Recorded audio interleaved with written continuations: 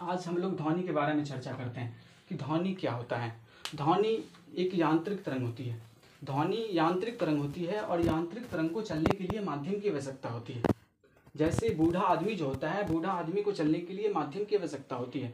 बूढ़ा आदमी या तो किसी आदमी के सहारा से चलता है, अगर वो आदमी नहीं मिलता है तो लाठी के सहारा से चलता है, अगर लाठी नहीं मिलता है तो या तो कोई दीवार के सहारा से चलता है। तो इसी प्रकार ध्वनि होता है। ध्वनि को माध्यम की आवश्यकता होता है। ध्वनि को ठोस मिलेगा तो ये बहुत तेजी से जाएगा, द्रव मिलेगा तो थोड़ा स्लो जाएगा, गैस मिलेगा फिर भी स्लो जाएगा। तो ध्वनि यांत्रिक तरंग होती है। ध्वनि का अध्ययन एकॉस्टिक कहा जाता है। ध्वनि का अध्ययन जो होती है यह एकॉस्टिक कहा जाता है। ध्वनि ठोस, द्रव, गैस में अनुदैर्ध्य रूप से गति करती है। अब अनुदैर्ध्य का मतलब क्या होती है? मतलब अंदर से गति करना।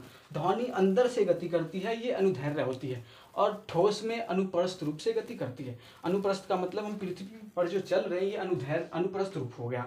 तो ध्वनि अनुप्रस्थ रूप से गति करती है। जैसे रोड पर गाड़ी जो चलता है यह गाड़ी अनुप्रस्थ रूप से गति करता है। तो ध्वनि को हम तीन प्रकार से बांटते हैं: श्रव्य ध्वनि, अपश्रव्य ध्वनि, पराश्रव्य ध्वनि। श्रव्य ध्वनि क्या होती है? श्रव्य ध्वनि 20 हर्ट्ज से 20,000 हर्ट्ज के बीच होती है, जिसको हम और आप सुन सकते हैं। जितना हम और आप सुनते हैं ये श्रव्य ध्वनि होता है। 20 हर्ट्ज से 20,000 हर्ट्ज के बीच होती है। अगर कोई भी आदमी ध्वनि को सुनता है वो कान तक कितना सेकेंड तक रहता है? तो 1/10 सेकेंड तक रहता है। 1/10 सेकेंड तक। अगर इसका कैलकुलेशन करते हैं 0.1 सेकेंड तक रहता है। अगर हम कोई ध्वनि सुनते हैं, किसी का आवाज़ भी सुनते हैं, तो हमारे कानों तक ये आवाज़ 1/10 सेकेंड तक 0.1 सेकेंड तक रहता है। अब देखते हैं अपश्रव्य ध्वनि। अपश्रव्य ध्वनि जो होती है 20 हर्ट्ज से कम होती है। 20 हर्ट्ज से कम होती है, जिसको हम सुन नहीं सकते हैं। जैसे हम यहाँ पे खड़े हैं, यहाँ से अगर कोई चूहा जाएगा तो चूहा की आवाज़ को हम सुन नहीं पाएंगे।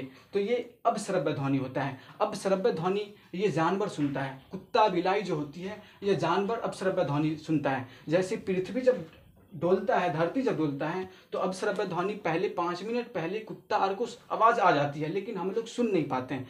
तब ये कुत्ता अपना फेवरेट जगह पर ढूंढ लेता है। तो अपश्रव्य ध्वनि जो होती है 20 हर्ट्ज से 20,000 हर्ट्ज के बीच होती है। 20 हर्ट्ज से 20,000 हर्ट्ज के 20 हर्ट्ज से कम होती है, जिसको हम सुन नहीं सकते हैं। लेकिन पराश्रव्य ध्वनि जो होती है 20,000 हर्ट्ज से ज़्यादा होती है, जिसको भी हम सुन नहीं सकते हैं।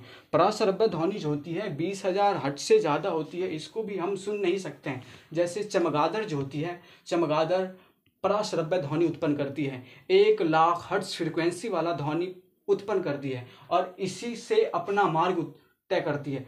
जब ये तरंग ये जो होती है, चमगादड़ जो होती है, चमगादड़ किसी घर में जब घुस जाता है तो उस घर में ये पराश्रव्य ध्वनि छोड़ती है। और जब ये पराश्रव्य ध्वनि किसी रास्ता से निकल जाता है तो ये चमगादड़ उसी रास्ता को दोबारा छोड़ता है। अब जब छोड़ता है ये पराश्रव्य ध्वनि उसी रास्ता से जब निकल जाता है तो अपना मार्ग ये तय कर लेता है, वही रास्ता से निकल जाता है। सोनार जो होती है, सोनार क्या होती है? और सोनार जो होती है, जब समुद्री जहाज के नीचे सोनार का प्रयोग होता है, इससे पराश्रव्य ध्वनि उत्पन्न होती है। सोनार का प्रयोग पराश्रव्य ध्वनि, मान लिया जाए कि समुद्र में अगर कोई जहाज जा रही है, अंदर में कहाँ बर्फ जमा हुआ है, कहाँ पे पनडुब्बी जहाज है, तो वहाँ पे सोनार का प्रयोग होता है। सोनार जो होती है पराश्रव्य ध्वनि उत्पन्न करती है। जब ये पराश्रव्य ध्वनि अगर